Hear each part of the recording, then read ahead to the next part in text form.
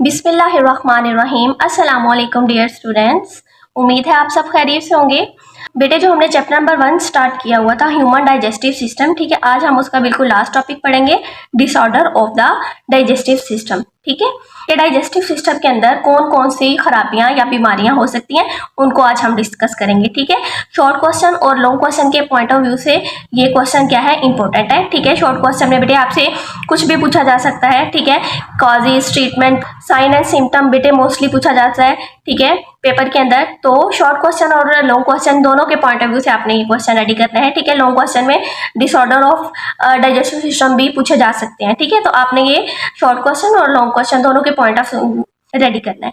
ठीक है, तो let's start disorder number 1, that is diarrhoea. ठीक है, अब डायरिया क्या है बेटे, जिसको आप उर्दू में कहते हो इसहाल या दस्त आना। ठीक है, diarrhoea is characterised by frequent loose और वाटरी स्टूल। ठीक है, डायरिया के अंदर बेटे क्या होगा, फ्रीक्वेंट की बार बार जो है पानी की तरह पतले जो है ना वो दस्त आएंगे। ठीक है, diarrhoea can lead to dehydration specially in children and elderly. अब जब बेटे बार बार जो है दस्त आएंगे बिल्कुल पानी की तरह, तो पानी जो है बॉडी से ज़्यादा क्या होगा, रिलीज होगा। ठीक है, जिसकी वजह से बच्चों और बूढ़ों में क्या हो जाएगी, डिहाइड्रेशन हो जाएगी, पानी की कमी हो जाएगी। ठीक है, बार बार पतले दस्त आने की वजह से पानी जब ज़्यादा निकलेगा बॉडी के अंदर से तो पानी की कमी हो जाएगी एक बॉडी के अंदर। ठीक है, नेक्स्ट है साइन एंड सिम्टम, कि कौन कौन सी निशानियां और अलामात हैं डायरिया की।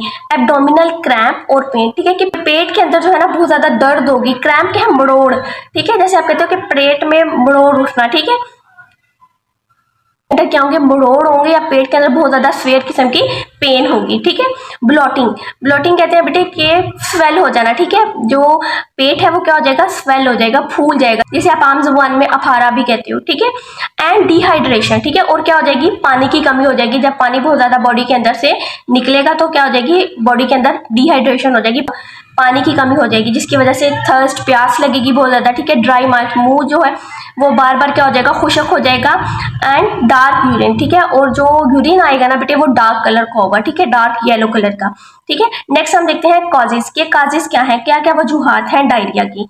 ठीक है, इन्फेक्शन। ठीक है, डायरिया मोस्टली किसकी वजह से होगा, इन्फेक्शन की वजह से। अब इन्फेक्शन किसी भी वजह से हो सकता है, या वो बैक्टीरिया की वजह से हो सकता है, या वो वायरल होगा या पैरासिटिक होगा। ठीक है, बैक्टीरिया, वायरस या पैरासाइट्स की वजह से जो इन्फेक्शन होगा, ठीक है, वो भी डायरिया की वजह बन सकता है। ठीक है, फूड एलर्जीज। ठीक है, अब आपने ऐसा फूड खाया है जो आपको सूट नहीं करता। ठीक है, तो उससे क्या होगी, आपको फूड एलर्जी। आपका इम्यून सिस्टम क्या करेगा, उसको हार्मफुल कंसीडर करके क्या करेगा, आपकी बॉडी से जल्दी से उसे बाहर निकालना चाहेगा। ठीक है, जिसकी वजह से जो है वाटर जो है आपके इंटेस्टाइन के अंदर एब्जॉर्ब नहीं होगा। ठीक है, और ज़्यादा वाटर जो है वो क्या हो जाएगा, आपकी बॉडी से जो है वो निकल जाएगा, जिसकी वजह से क्या कंडीशन कॉज हो जाएगी, डायरिया की कंडीशन।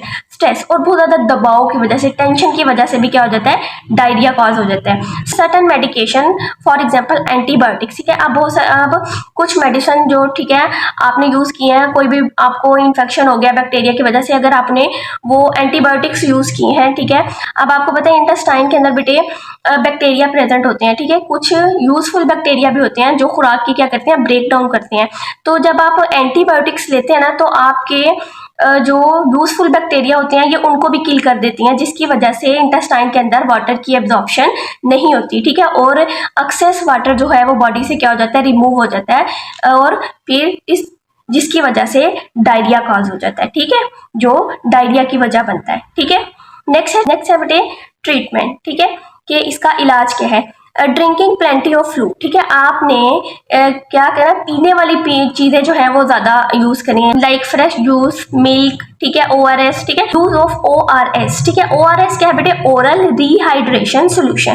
ठीक है, ये एक बेटे सोल्यूशन होता है। ठीक है, ORS के पैकेट्स भी डॉक्टर जो है वो रिकमेंड करते हैं। ठीक है, जब डायरिया होता है ये बेटे आप वाटर के अंदर मिक्स करके यूज करते हो। ठीक है, जब एक्सेस वाटर आपकी बॉडी के अंदर से रिमूव होता है तो ORS क्या करता है, आपकी बॉडी के अंदर वाटर और जो साल्ट है, ठीक है, नमकियात के हैं, उनकी कमी को पूरा करता है। ठीक है, तो यूज ऑफ ORS भी करना चाहिए। ठीक है, जब डायरिया होता है। ठीक है, ईटिंग अ सॉफ्ट डाइट। ठीक है, जब डायरिया हो तो बेटे क्या यूज करनी चाहिए, सॉफ्ट डाइट। ठीक है, नरम गिजा खानी चाहिए।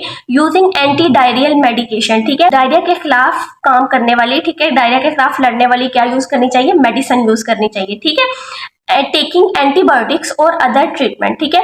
और अगर बैक्टीरिया की वजह से कोई इन्फेक्शन हुआ है, ठीक है, तो एंटीबायोटिक्स यूज करनी चाहिए जो उस बैक्टीरिया को क्या कर देंगी, किल करनी चाहिए, जो उस बैक्टीरिया को क्या कर देंगी, किल कर देंगी, ठीक है। या अगर बहुत ज्यादा सीवियर हो गई है डायरिया की कंडीशन तो उसके लिए डॉक्टर और भी ट्रीटमेंट जो क्या है वो रिकमेंड करते हैं, ठीक है।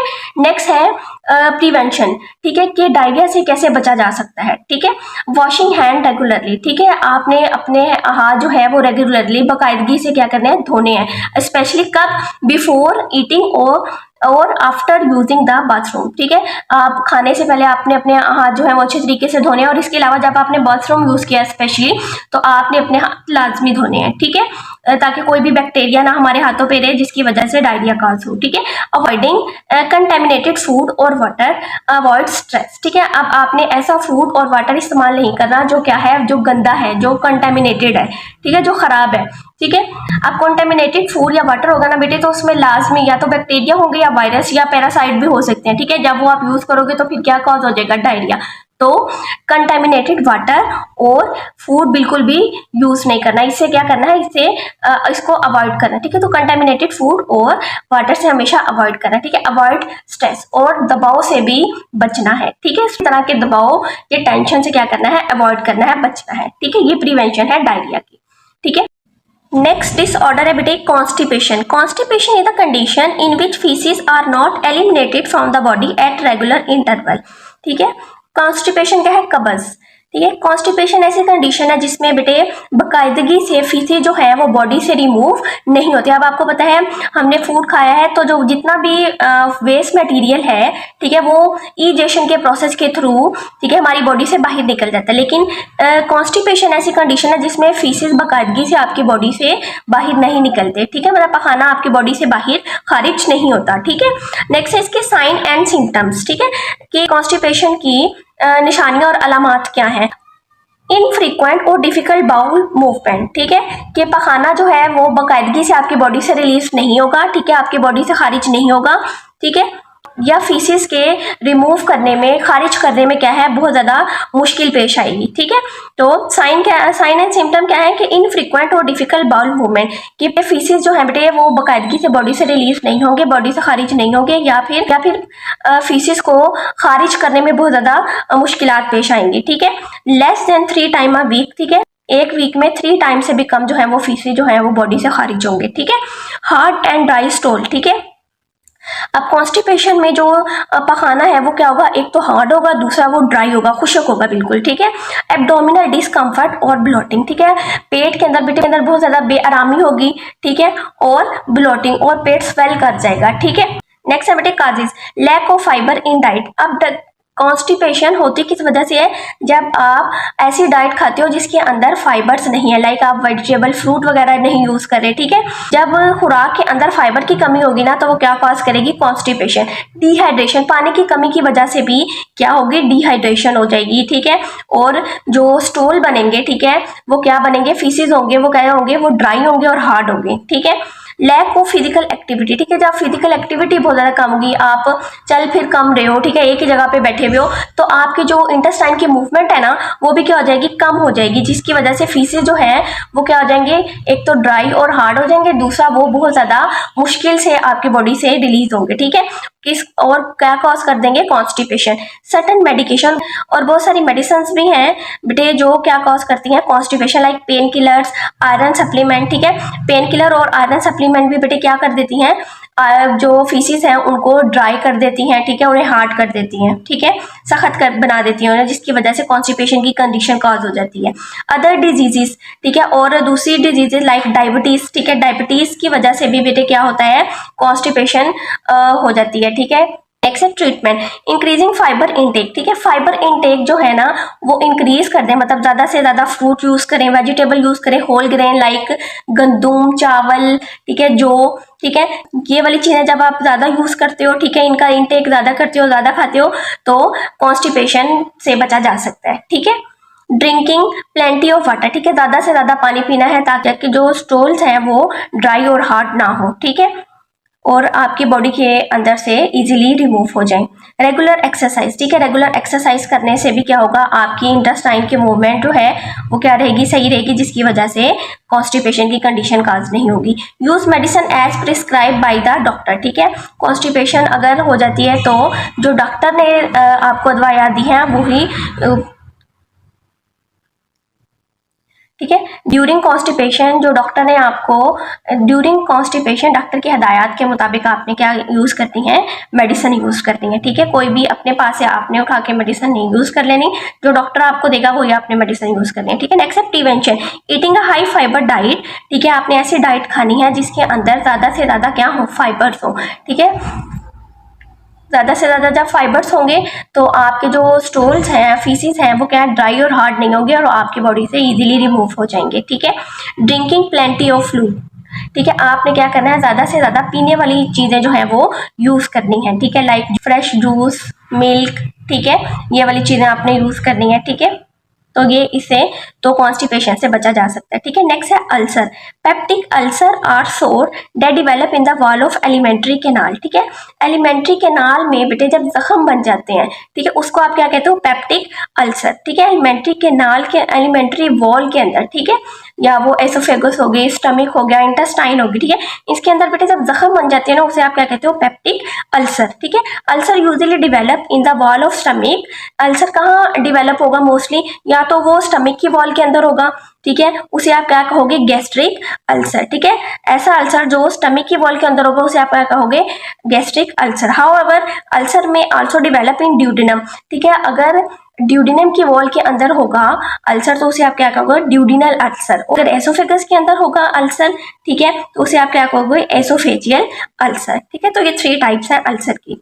नेक्स्ट है साइन एंड सिम्टम के, सिम्टम और साइन क्या है अल्सर के, बर्निंग स्टमक पेन, ठीक है, कि स्टमक के अंदर बहुत ज़्यादा शदीद पेन होगी, ऐसा लग रहा होगा कि स्टमक क्या है, जल रहा है, ठीक है, क्योंकि एसिड ज़्यादा प्रोड्यूस हो जाता है। रश ऑफ सलाइवा आफ्टर रिगुर्गिटेशन, रिगुर्गिटेशन क्या है, फूड और liquid coming back into mouth from stomach, ठीक है, कि आपने एक दफ़ा फूड खा लिया, अब वो फूड दोबारा स्टमक से जब माउथ के अंदर आ जाता है ना, उसे आप क्या कहते हो, तो जब रिगुर्गिटेशन होती है तो आपके माउथ के अंदर क्या है, बहुत ज़्यादा सलाइवा प्रोड्यूस होना स्टार्ट हो जाता है, ठीक है। क्यों प्रोड्यूस होता है, क्योंकि आपको पता है स्टमक से जब फूड आया माउथ के अंदर तो वो बहुत ज़्यादा एसिडिक होता है, तो आपके एसोफेगस और माउथ जो है वो एसिड की वजह से डैमेज ना हो, तो आपका माउथ क्या करेगा, ज़्यादा से ज़्यादा क्या प्रोड्यूस करना स्टार्ट कर देगा, सलाइवा।